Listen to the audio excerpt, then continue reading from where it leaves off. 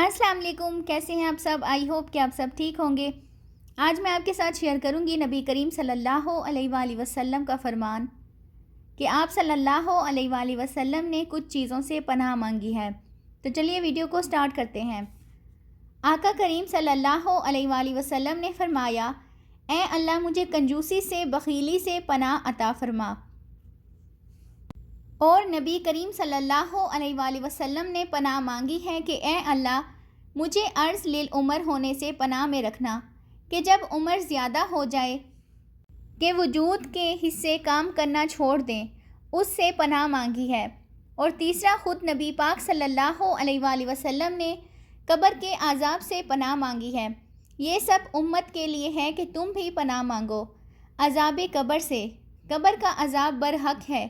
قبر کے لیے تیاری کر کے رکھنا، اپنی قبر کو یاد رکھنا، مر جانے کو یاد رکھنا۔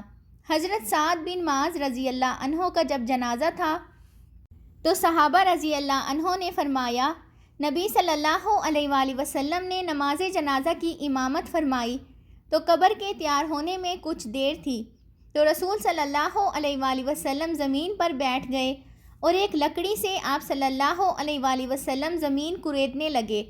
ہم انتظار میں تھے کہ اللہ کے رسول سر انور اٹھائیں اور ہمیں کوئی نصیحت کریں۔ فرماتے نبی کریم صلی اللہ علیہ وآلہ وسلم نے سر اقدس اٹھایا تو نبی کریم کی آنکھوں میں آنسو تھے، اور رو کے نبی کریم فرمانے لگے کہ اس قبر کے عذاب سے رب کی پناہ مانگو اور اس کے لیے تیاری کر لو، یہ بڑا سخت دن ہے۔ رو کے نبی صلی اللہ علیہ وآلہ وسلم نے فرمایا، اللہ کے رسول ایک اور جگہ فرماتے ہیں، اگر مجھے ڈر نہ ہوتا کہ تم اپنے مردوں کو دفن کرنا چھوڑ دو گے، اگر مجھے اس بات کا ڈر نہ ہوتا کہ تم اپنے لوگوں کو، مرنے والوں کو دفن کرنا چھوڑ دو گے، تو میں بتاتا کہ قبر کا عذاب کیا ہے اور کیسے ہوتا ہے، تمہیں دنیا میں ہی سناتا، لیکن ڈر ہے کہ کہیں تم دفن کرنا نہ چھوڑ دو۔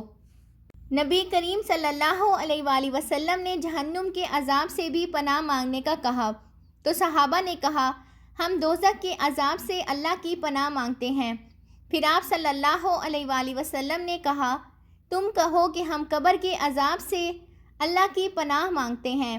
تو صحابہ رضی اللہ عنہ نے کہا، ہم قبر کے عذاب سے اللہ کی پناہ مانگتے ہیں۔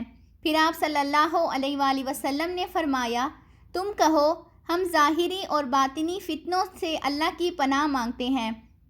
تو صحابہ نے کہا، ہم ظاہری اور باطنی فتنوں سے اللہ کی پناہ مانگتے ہیں۔ پھر نبی کریم صلی اللہ علیہ وآلہ وسلم نے فرمایا، تم کہو کہ ہم دجال کے فتنے سے اللہ کی پناہ مانگتے ہیں، کہ اللہ ہم تیری پناہ میں آتے ہیں۔ تو صحابہ نے بھی یہی الفاظ دہرائے۔ نبی صلی اللہ علیہ وآلہ وسلم نے امت کو بتایا، امت کو قائل کیا۔